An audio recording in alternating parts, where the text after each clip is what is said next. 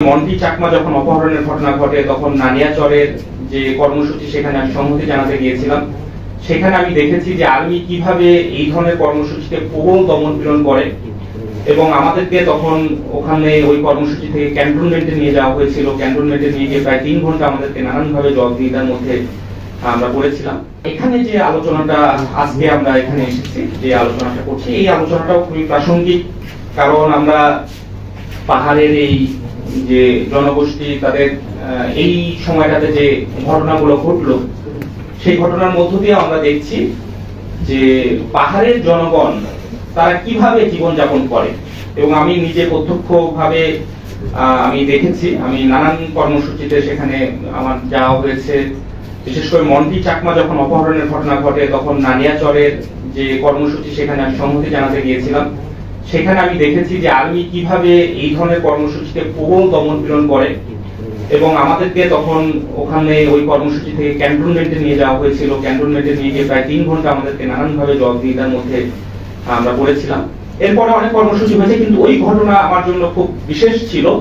কারণ আমরা দেখেছি যে এই যে সেনা শাসন, সেনাবাহিনী যে সেখানে কিভাবে একেবারে বাড়ি বাড়ি গিয়ে সেখানকার মানুষদের উপর দমন পীড়ন চালায় এবং সেখানকার পাহাড়িদের সেনাবাহিনীদের এই ক্ষোভ বিক্ষোভের মূল জায়গাগুলো কি আর কি।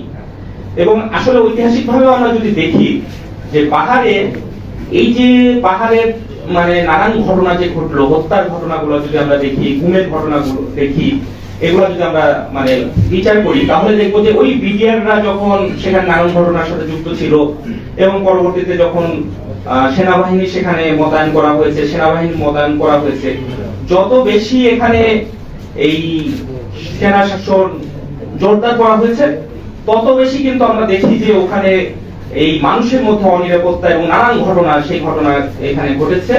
সেনাবাহিনীর শাসন এবং তাদের এই জুলুম এই জায়গাটাই কিন্তু এই জায়গাগুলোকে জোরদার করেছে। ফলে এখানে যে প্রথম যে প্রস্তাবনাটা করা হয়েছে এটা আমি মনে করি যে খুবই গুরুত্বপূর্ণ, যে সেনা শাসন প্রত্যাহারের একটা রোডম্যাপ এই সরকারকে ঘোষণা করা উচিত। যে এখানে গণতান্ত্রিক প্রক্রিয়া চালু করার জন্য সেনা শাসন কিভাবে প্রত্যাহার করা হবে। কারণ ওখানে সেনাবাহিনীর শাসন থাকবে এবং সেনাবাহিনী সেখানে নানান ভাবে পাহাড়ি বাঙালি দ্বন্দ্ব তৈরি করবে, পাহাড়িদের মধ্যে নানান ধরনের দ্বন্দ্ব তৈরি করবে এবং নানান ধরনের প্রক্রিয়া সেখানে চালু রাখবে।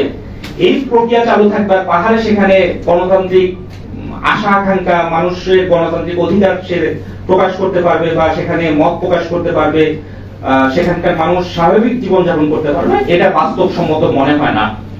এই জিনিসটা দেখেন নানান ভাবে এই সম্মতি তৈরি করা হয় আমাদের বাঙালি মানে এখানকার সমতলের জনগণের মধ্যেই এই একটা দৃঢ় ভিত্তি তৈরি করা হয়েছে যে সেনাবাহিনী সেখানে ক্ষমতায় না থাকলে, সেনাবাহিনী না থাকলে পাহাড়ি জনগণকে যেন আমরা কোনোভাবে আর আমাদের মধ্যে রাখতে পারবো না এবং সেখানে নানান ভাবে একটা যুদ্ধ অবস্থা তৈরি হবে।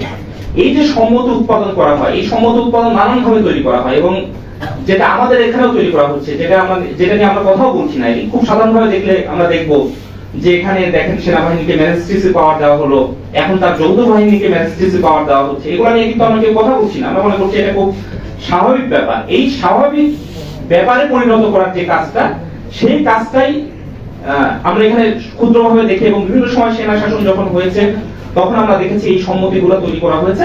পাহাড়ে দীর্ঘদিনের মধ্য দিয়ে এই কাজগুলোর মধ্য দিয়ে এই সম্মতির জায়গাটা তৈরি করতে হয়েছে। ফলে আমাদের যে মানে আমাদের সমতলে যে জায়গাটা তৈরি করা দরকার বা আমাদের গণতান্ত্রিক যে মানুষগুলো আছে, গণতন্ত্র যে মানুষ মনা যে মানুষগুলো আছে, তাদের প্রধানত যে জায়গাটা আওয়াজ তোলা দরকার যে সেনাবাহিনী প্রত্যাহার না করে কোনোভাবে সেখানে গণতান্ত্রিক অধিকার প্রতিষ্ঠা করা যাবে না। একটা দেশে একটা অঘোষিত জরুরি অবস্থা চলছে একটা অঞ্চলে বছরের পর বছর, কেন সেনাবাহিনী তো একটা মানে একটা জরুরি অবস্থা জারি হলে, একটা বিশেষ অবস্থা তৈরি হলে সেখানে সেনাবাহিনী থাকার কথা, অথচ বছরের পর বছর এই ধরনের কোন ধরনের ইয়ে ছাড়া এখানে সেনাবাহিনীর শাসন কেন চলবে? সেখানে এই যে কথাটা এখানে বলা হয়েছে যে বেসামরিক প্রশাসন, তাদের মাধ্যমে তো ওখানকার কার্যক্রম হওয়া দরকার। এই স্বাভাবিক পরিবেশ তৈরি করার জন্য যে ধরনের মনোভাব এবং যে ধরনের অ্যাপ্রোচ থাকা দরকার, যে ধরনের কার্যক্রম পরিচালনা করা দরকার, এই কার্যক্রম পরিচালনা করা ছাড়া পাহাড়ের যে সংকট, সেই সংকটের কোন ধরনের সমাধান হবে বলে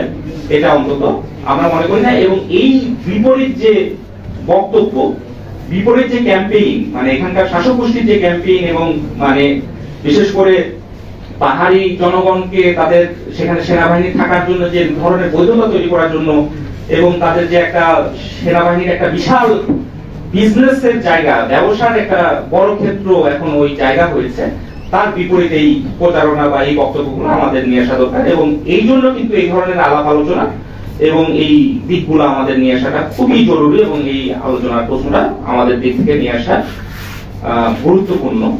তো আমি এটাকেই খুব মানে একটা গুরুত্বপূর্ণ বিষয় মনে করছি, এবং এই একটা দুটা বিষয় অন্তত ফোকাস করে আমাদের এই দিকগুলো আনা দরকার। এবং এই কথাগুলো আমরা জানি যে এখানে আমরা যদি দেখি যে একেবারে মানে এটা ঐতিহাসিক ভাবে আমরা যদি দেখি ব্রিটিশ বিরোধী লড়াই বা পাকিস্তানের যে কাল পর্ব, সেই লড়াই এবং পরবর্তীতে আমাদের যে বাংলাদেশ, আমাদের স্বাধীন বাংলাদেশ হলো, কোন সময় কিন্তু এখানে যারা মানে আমরা যারা এই লড়াই করেছি বা যারা ঐতিহাসিক ভাবে সেই লড়াইয়ের সাথে যুক্ত ছিলেন, এই যে এই জনগোষ্ঠীকে কিভাবে এই লড়াইয়ের সাথে যুক্ত করবে এবং তার অধিকার, তার যে এখানে তার স্বীকৃতির জায়গাগুলো হবে, তার অধিকারের প্রশ্নগুলো, এই প্রশ্নগুলো কিন্তু খুব ভালোভাবে মীমাংসা করা যায়নি। আমরা যারা বামপন্থী কমিউনিস্ট, আমরাও খুব এই প্রশ্নগুলোকে খুব মীমাংসা করতে পারিনি বা এই আলোচনাগুলোকে খুব ফোকাস করি নাই।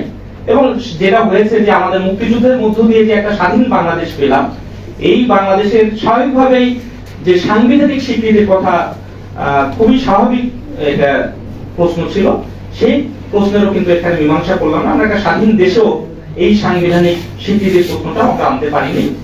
তো আমরা মনে করি যে এটারও একটা আলাপ আলোচনা, সেটা খুবই গুরুত্বপূর্ণ, এই আলোচনাগুলো হওয়া দরকার, এবং এটাকে একটা সাংবিধানিক স্বীকৃতির জায়গায় নিয়ে আসার জন্য সেই কার্যক্রম এখনই শুরু হওয়া দরকার, এবং সেই সাংবিধানিক স্বীকৃতির জায়গাটা সেই জায়গাটাও এখানে আমাদের ফোকাস করা দরকার।